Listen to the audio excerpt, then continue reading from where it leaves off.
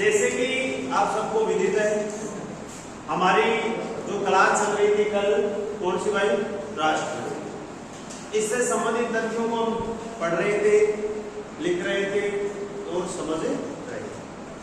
तो देखेंगे एक बार पुनः थोड़ा सा रिवीजन करवा देते हैं कल वाला। भारतीय संविधान के, सुनना भाई एक मिनट, भारतीय संविधान के भाग संख्या 5 उसका अध्याय है 1, उसका अध्याय है 1, उसका अध्याय नंबर कौन सा है भाई? 1, जो है अनुच्छेद 52 से लेकर 78। क्या है? भाग संख्या 5 का क्या नाम है भाई? केंद्र सरकार। भाग संख्या 5 का क्या नाम है? केंद्र सरकार या संघ सरकार। जबकि अध्याय 1 में क्या लिखा हुआ है? संघ की कार्यपालिका। क्या लिखा हुआ भाई? संघ की कार्यपालिका। क्या लिखा हुआ है? संघ की कार्यपालिका। इतना हम पढ़ चुके हैं। कल एक बार पुनः देख लें। राष्ट्रपति का उल्लेख, राष्ट्रपति का उल्लेख भारतीय संविधान के भाग संख्या 5, नाम क्या है? केंद्र सरकार या संघ सरकार। केंद्र सरकार या संघ सरकार, जिसका अध्याय 5 जो भाग है उसमें कितने अध्याय है भाई? 5 ही अध्याय। कितने अध्याय? 5। जो अध्याय नंबर 1 है, जिसका उल्लेख है अनुच्छेद 52 से लेकर 78 तक, क्या लिखा हुआ है? संघ की कार्यपालिका। जबकि भाग 5 पूरा कहां से कहां तक है? अनुच्छेद 52 से लेकर 151। अनुच्छेद 52 से लेकर 151। अब हम नेक्स्ट चर्चा करेंगे डायरेक्ट राष्ट्रपति की। किसकी करेंगे भाई? राष्ट्रपति। देखें, राष्ट्रपति होता है वो भारत का क्या होता है भाई? प्रथम नागरिक। क्या होता है? प्रथम नागरिक। क्वेश्चन याद है, भारत का प्रथम नागरिक कौन होता है?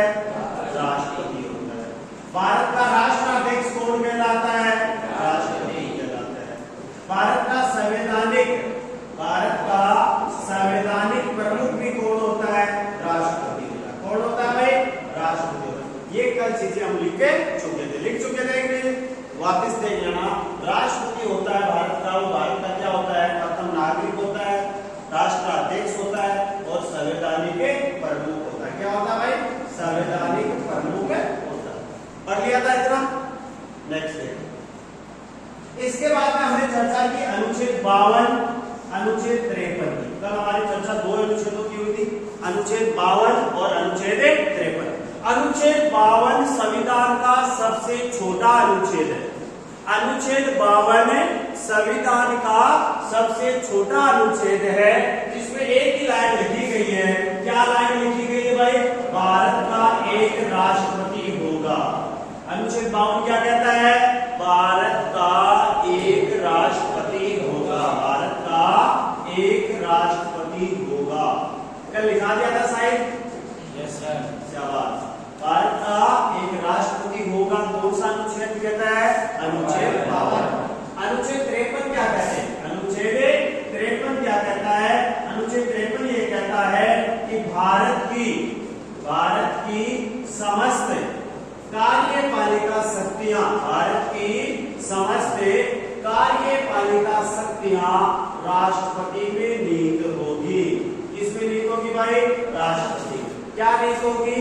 भारत की समस्त कार्यपालिका जो शक्तियां हैं वो किसमें निहित होगी भाई? शक्तियां किसमें निहित होगी? राष्ट्रपति में। किसमें निहित होगी भाई? राष्ट्रपति में निहित होगी।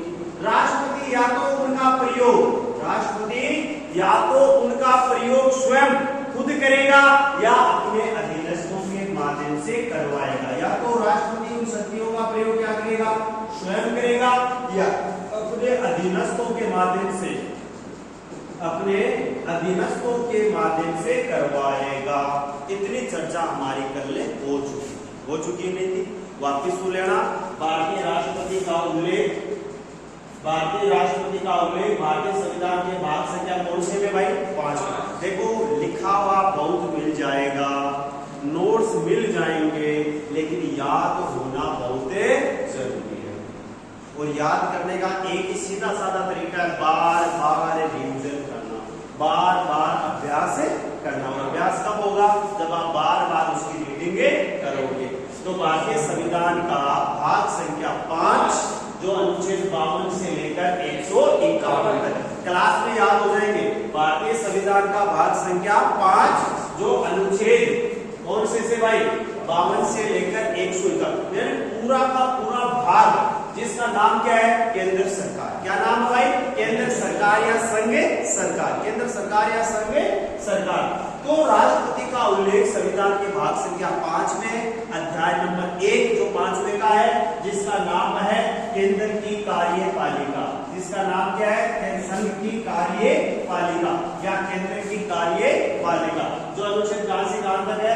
52 से लेकर 78 तक। 52 से लेकर 78 तक। अब देखो 52 से लेकर 62 तक किसका उल्लेख मिलता है? राष्ट्रपति का। किसका उल्लेख मिलता है भाई? राष्ट्रपति का।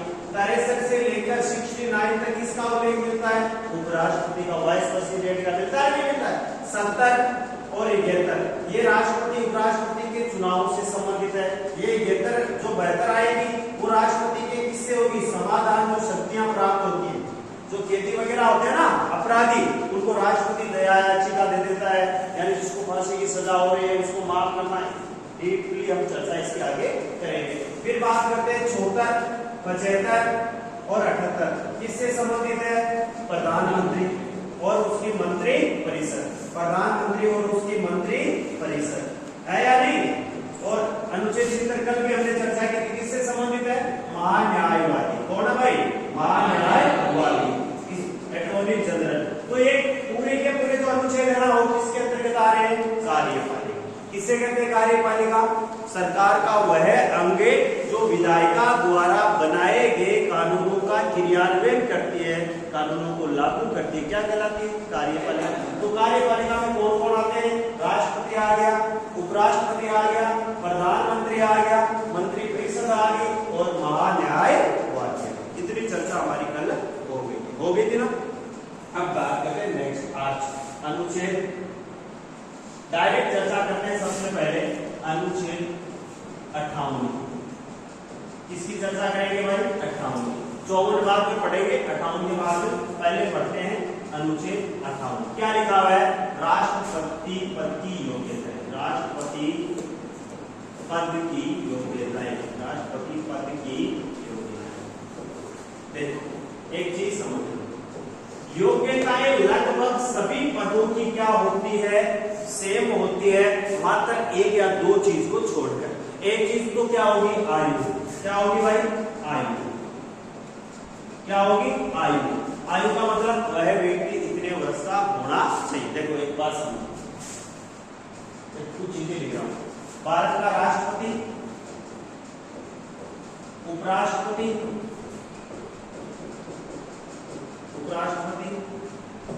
प्रधानमंत्री, मुख्यमंत्री, लोकसभा सदस्य,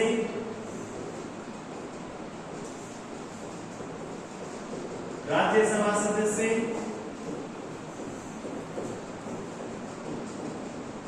विधानसभा सदस्य,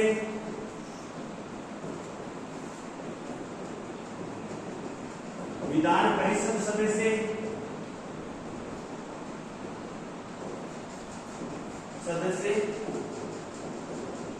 राज्यपाल, ये लिख देते राज्यपाल। अब इनकी क्या है?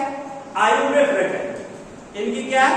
आयु में फर्क। आयु का मतलब यदि राष्ट्रपति बनना है तो कम से कम कितने वर्ष का होना चाहिए वह व्यक्ति? 35। उपराष्ट्रपति बनना है तो भी आपकी आयु कितने वर्ष होनी चाहिए?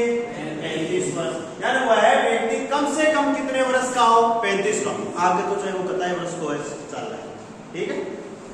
राज्यपाल भी बनना है तो कितने वर्ष की आयु चाहिए? 35 वर्ष। प्रधानमंत्री या मुख्यमंत्री बनना है तो न्यूनतम कितने वर्ष आयु चाहिए? 25 वर्ष, ठीक है। लोकसभा सदस्य बनना है कितने वर्ष चाहिए? 25 वर्ष। राज्यसभा सदस्य बनना है कितने वर्ष चाहिए? 30 वर्ष। कितने वर्ष चाहिए? 30 वर्ष। विधानसभा सदस्य बनना है कितने वर्ष चाहिए? 25 वर्ष। और विधान परिषद का सदस्य बनना सरपंच बनना है सरपंच बनना तो आयु कितने वर्ष चाहिए 21 वर्ष कितने चाहिए 21 वर्ष तो आयु का फर्क होता है बाकी लगभग योग्यताएं सेम सी होगी कौन सी वह भारत का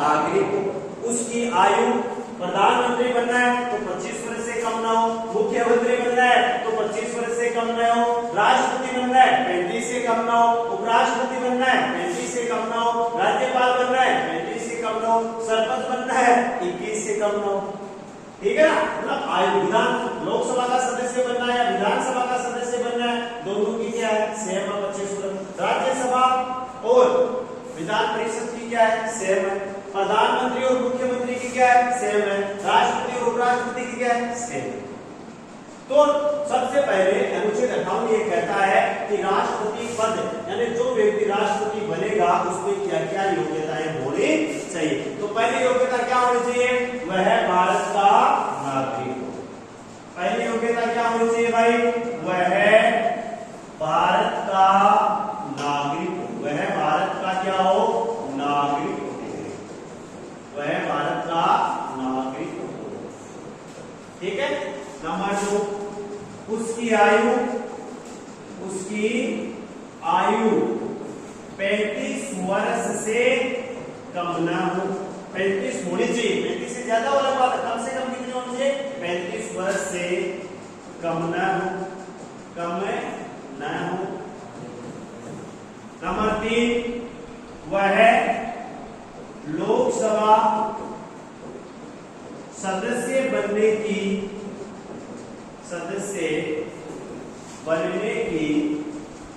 योग्यता रखता हो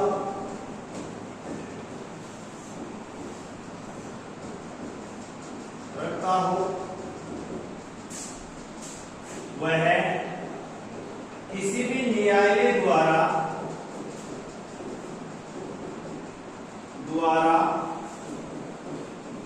पागल एवं दिवालिया घोषित ना हो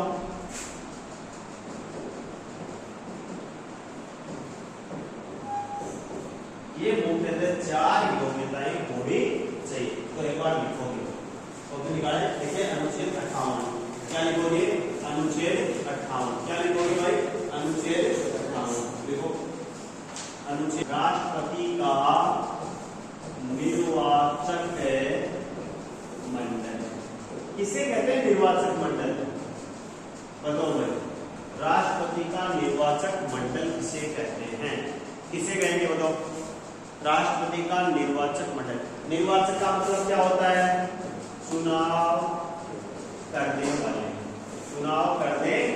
वाले मंडल का मतलब समूह है मंडल का मतलब क्या हो गया भाई समूह है यानी चुनाव राष्ट्रपति के चुनने वाले व्यक्तियों का समूह है या राष्ट्रपति के चुनाव में भाग लेने वाले लोगों का समूह है क्या कहलाता है निर्वाचक मंडल क्वेश्चन ये आता है कि राष्ट्रपति के निर्वाचक मंडल का उल्लेख किस अनुच्छेद में किया गया है इसमें किया गया है 54 में अनुच्छेद 54 अरे बोला करो राष्ट्रपति के निर्वाचन का राष्ट्रपति को चुनना व्यक्तियों के द्वारा चुना जाता है किनके द्वारा वो हम चर्चा करेंगे लेकिन सबसे पहला ऑप्शन आता है कि राष्ट्रपति के निर्वाचक मंडल का उल्लेख संविधान के किस अनुच्छेद में किया गया क्या उत्तर हो जाएगा अनुच्छेद 54 क्या हो जाएगा अनुच्छेद 54 अब बात आती है राष्ट्रपति के चुनाव में जो निर्वाचक मंडल होता है उसमें शामिल कौन कौन होते हैं उसमें शामिल है कौन होते हैं तो नंबर 1 बात पहला होता है संसद के दोनों सदनों के कितने सदन होते हैं संसद के 2 सदन होते हैं कौन कौन से होते हैं अरे बोलो लोकसभा और राज्यसभा संसद के दोनों सदनों के निर्वाचित सदस्य संसद के दोनों सदनों के कौन भाई निर्वाचित सदस्य ये ध्यान रखना क्या समझ आ रहा है निर्वाचित सदस्य राष्ट्रपति के चुनाव में कौन कौन भाग लेते हैं संसद के दोनों सदनों के निर्वाचित सदस्य तो लोकसभा में कुल निर्वाचित सदस्य देखो लोकसभा की कुल सदस्य संख्या कितनी है 545 2 सदस्य क्या होते हैं मनोनीत आजकल नहीं होते 105वें संविधान संशोधन 2020 के बाद में नहीं होते, पहले 2 सदस्य होते थे। कौन से 2 सदस्य होते थे? आंग्ल इंडियन। कौन से होते थे भाई? आंग्ल इंडियन समुदाय के, आंग्ल इंडियन समुदाय के 2 सदस्यों को राष्ट्रपति क्या करता था? मनोनीत करता था। क्या करता था? मनोनीत। किस अनुच्छेद के तहत करता था? अनुच्छेद 331 के तहत। कई बार क्वेश्चन आ जाता है कि आंग्ल इंडियन समुदाय के, आंग्ल इंडियन समुदाय के 2 सदस्यों को राष्ट्रपति मनोनीत करता था, करता है नहीं, करता था। किस अनुच्छेद के तहत? अनुच्छेद 331 के तहत। और आंग्ल इंडियन जो सदस्य हैं समुदाय, उसकी परिभाषा किस अनुच्छेद में? अनुच्छेद 361 में। किसे कहते हैं आंग्ल इंडियन सदस्य? वे लोग जिनका पितृवंश तो हो यूरोपीय, जिनकी पिता वह संतान जिसके पिता तो हो यूरोप का, यूरोप का मतलब इंग्लैंड का, इटली का, फ्रांस का, जर्मनी का, स्पेन का रहने वाला हो, ठीक है। और माता यानी जो लेडीज हो वो कौन सी हो? भारत की। वो कौन हो? भारत। यानी ऐसी संतान जिसके पिता तो हो यूरोप के रहने वाले अंग्रेज और उसकी माता हो भारतीय, उसकी माता क्या हो? भारतीय हो, तो क्या कहलाता है? आंग्लैंड। ऐसे 2 व्यक्तियों को राष्ट्रपति 2020 से पहले क्या करता था? लोकसभा में मनोनीत करता था। लेकिन 105वें संविधान संशोधन 2020 के बाद में से समाप्त इस प्रावधान को अनुच्छेद 331 को क्या कर दिया? निरस्त कर दिया गया, समाप्त कर दिया गया। तो वर्तमान में हम बाले तो कितने सदस्य हैं टोटल? 545। 2 सदस्य आंग्ल इंडियन के क्या हो रहे हैं? मनोनीत। तो निर्वाचित सदस्यों की संख्या कितनी बचती है लोकसभा में? अरे बोलो 543। कितने बचते हैं? 543। ये लोकसभा में क्या है? निर्वाचित। यानी इससे ये भी बनता है कि पूरे भारत को कितनी लोकसभा क्षेत्रों में बांटा गया है? पूरे भारत को कितने लोकसभा क्षेत्रों में बांटा गया है? 543। सबसे ज्यादा कहां से आते हैं? उत्तर प्रदेश से। कितने? 80। अरे लोकसभा की सबसे ज्यादा सीटें कहां पर है? उत्तर प्रदेश। कितनी? 80। राजस्थान में कितनी है? 25। राजस्थान में कितनी है? अरे राजस्थान में 25 मेंबर ऑफ पार्लियामेंट यानी लोकसभा के सदस्य चुनकर जाते हैं, जबकि राज्यसभा से कितने होते हैं? 10। कुल 35 सदस्य राजस्थान से चुनकर राज्यसभा और लोकसभा में जाते हैं, यानी संसद में जाते हैं। अब देखो आगे, तो 543 हो गए लोकसभा में निर्वाचित। राज्यसभा में टोटल सदस्यों की संख्या कितनी है? 245। यहां से राष्ट्रपति कितने सदस्यों को मनोनीत करता है? 12 सदस्य। आज भी करता है। कितने शेष रह गए? 233। ठीक है साहब। तो कुल संसद के कुल निर्वाचित सदस्यों की संख्या कितनी हो गई? 776। कितने हो गए भाई? 776 जो सदस्य हैं संसद के, वह राष्ट्रपति के निर्वाचक मंडल में क्या होते हैं? शामिल होते हैं। क्या होते हैं भाई? शामिल होते हैं। एक बात तो ये याद करनी है कि राष्ट्रपति के चुनाव में कौन कौन भाग ले रहा है? संसद के निर्वाचित सदस्य, संसद के सभी सदस्य नहीं, संसद के निर्वाचित सदस्य। तो संसद के निर्वाचित सदस्यों की कुल संख्या कितनी हो रही है? 776। कितनी हो रही है? 776। लोकसभा से 442, राज्यसभा से 233। आई बात समझ में? अरे आई क्या? एक बार बोलो सुन लेना। अनुच्छेद 54 में राष्ट्रपति का निर्वाचक मंडल का उल्लेख किया गया है कि राष्ट्रपति के चुनाव में कौन कौन लोग शामिल होते हैं वोट डालने के लिए। तो कौन कौन शामिल हो रहे हैं? संसद के दोनों सदनों के कुल निर्वाचित सदस्य। निर्वाचित का मतलब वे लोग जो भारतीय जनता द्वारा प्रत्यक्ष रूप से क्या होते हैं? चुने होते हैं, वो क्या कहलाते हैं? निर्वाचित सदस्य। तो प्रत्यक्ष रूप से भारतीय जनता कितने सदस्यों का चुनाव कर रही है? 543 का। जबकि अप्रत्यक्ष रूप से कितने का कर रही है? क्योंकि यहाँ आप राज्यसभा के चुनाव में आप और हम वोट नहीं डालते। कौन डालते हैं? जो हमारे द्वारा चुने गए कौन होते हैं?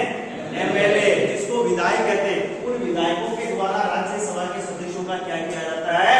चुनाव किया जाता है। तो क्वेश्चन ये बना कि राष्ट्रपति के चुनाव में कौन कौन लोग शामिल होते हैं? सबसे पहले कौन शामिल हो रहे हैं? संसद के दोनों सदनों के निर्वाचित सदस्य। टोटल कितने हो रहे हैं?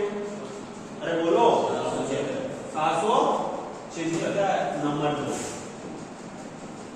राज्यों की विधानसभाओं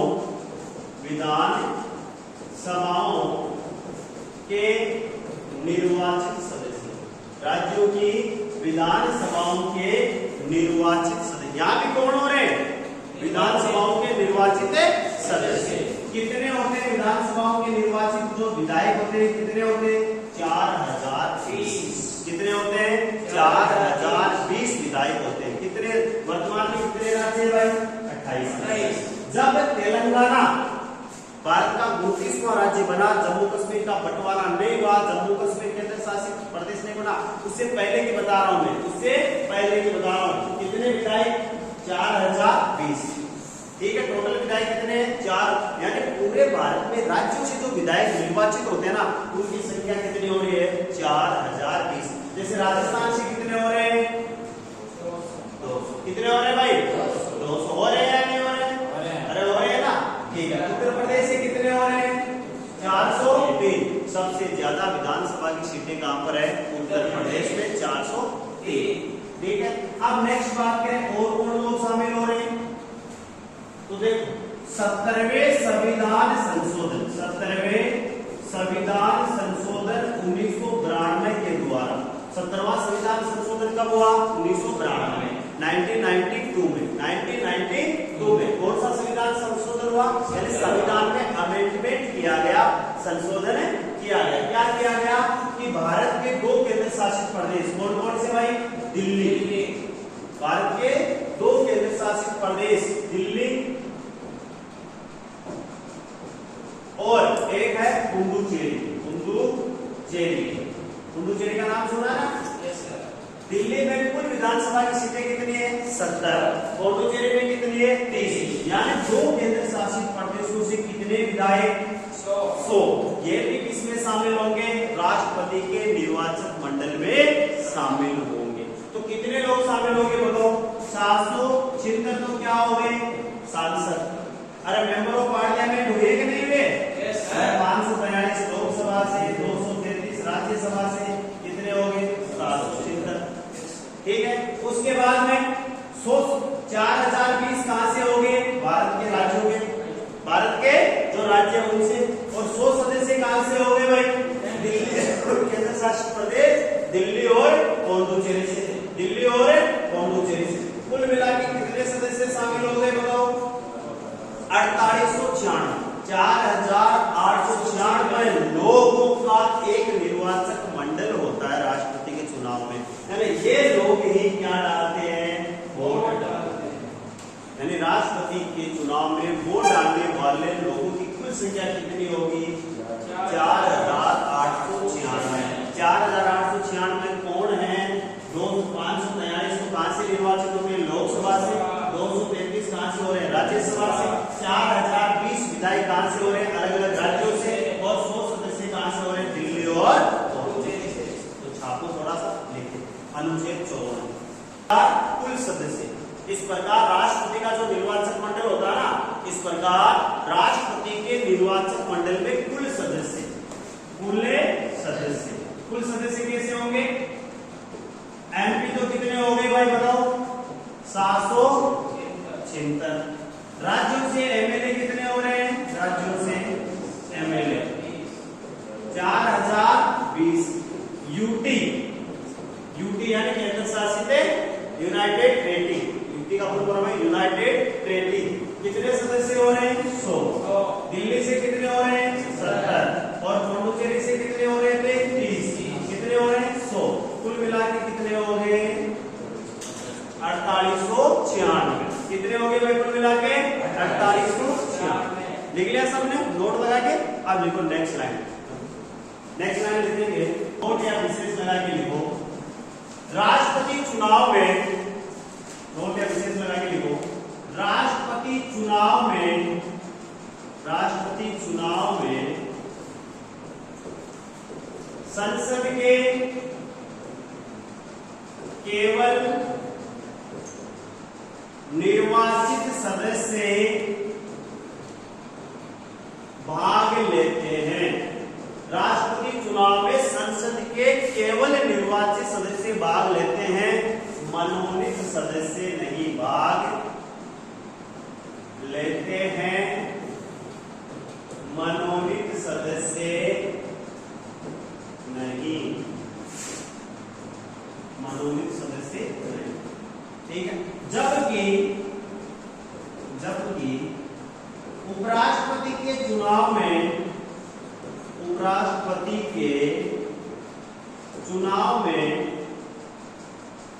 उपराष्ट्रपति के चुनाव में संसद के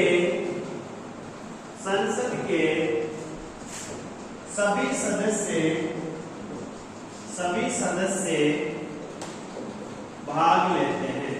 जबकि उपराष्ट्रपति के चुनाव में संसद के सभी सदस्य भाग लेते हैं। लेते नहीं लेते भाई? Yes sir. देख यहाँ कितने सदस्य भाग ले रहे हैं टोटल? 776। निर्वाचित कितने हो रहे हैं टोटल लोकसभा और राज्यसभा से? 776। जबकि उपराष्ट्रपति के चुनाव में कितने लोग भाग लेते हैं? 545 प्लस 245 टोटल कितने हो गए? 790 कुल सदस्य भाग लेते हैं। लेते हैं नीचे की लाइन हो गई। राष्ट्रपति चुनाव में विधानसभाओं के निर्वाचित सदस्य भाग लेते हैं। राष्ट्रपति चुनाव में विधानसभाओं के निर्वाचित सदस्य भाग लेते हैं।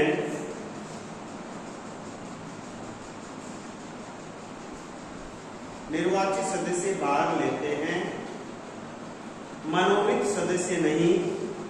विधानसभाओं के निर्वाचित सदस्य भाग लेते हैं, मनोनीत सदस्य नहीं। मनोनीत सदस्य नहीं। राष्ट्रपति के चुनाव बोलिएगा, विधानसभा के सदस्य उपराष्ट्रपति के चुनाव में भाग नहीं लेते। विधानसभा के सदस्य उपराष्ट्रपति के चुनाव में भाग नहीं लेते। यानी विधानसभा के जो सदस्य होते हैं क्या कहलाते हैं भाई? Member of legislative assembly. जो विधायक होते हैं ना, वो राष्ट्रपति के चुनाव में तो भाग ले रहे हैं, लेकिन उपराष्ट्रपति के चुनाव में भाग नहीं लिख लिया सबने? याद हो जाएगा। अनुच्छेद 54 क्या कहता है? राष्ट्रपति का निर्वाचक मंडल। राष्ट्रपति का निर्वाचक मंडल जिसमें कितने प्रकार के सदस्य शामिल हो रहे हैं? 3।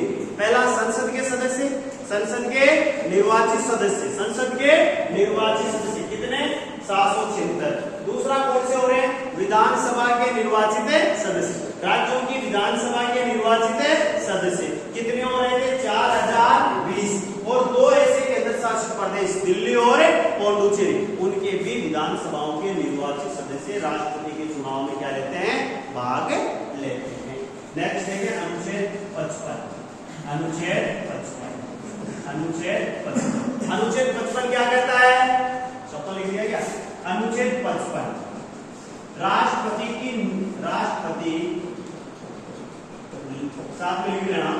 अनुच्छेद 55 राष्ट्रपति की निर्वाचन प्रक्रिया या पद्धति।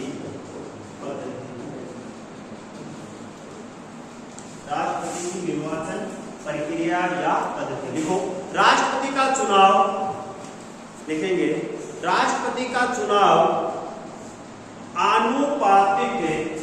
राष्ट्रपति का चुनाव आनुपातिक प्रतिनिधित्व की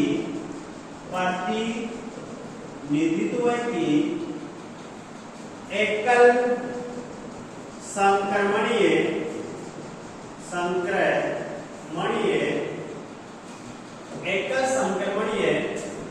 मत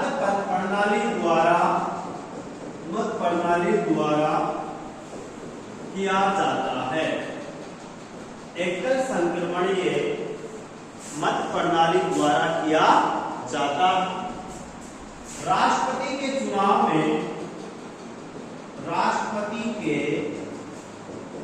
में संसद के निर्वाचित सदस्य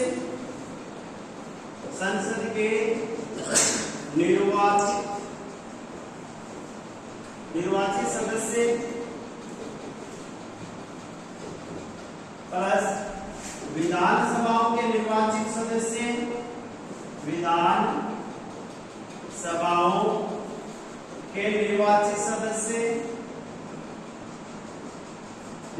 सदस्य भाग लेते हैं। अतः एमपी व एमएलए का मत मूल्य अलग अलग होता है, अलग अलग होता है। क्या लिखा भाई? हमने ये लिखा अनुच्छेद 55 ये व्यवस्था करता है कि राष्ट्रपति का चुनाव आनुपातिक प्रतिनिधित्व राष्ट्रपति का चुनाव आनुपातिक प्रतिनिधित्व की एकल संक्रमणीय मत प्रणाली द्वारा होगा। चुनाव में कौन भाग ले रहे हैं? संसद के निर्वाचित सदस्य। कौन भाग ले रहे हैं भाई? संसद के निर्वाचित सदस्य और विधानसभाओं के निर्वाचित सदस्य। अतः एमपी का मत मूल्य और एमएलए का मत मूल्य क्या होता है? अलग अलग होता है। क्या होता है भाई? अलग अलग होता है।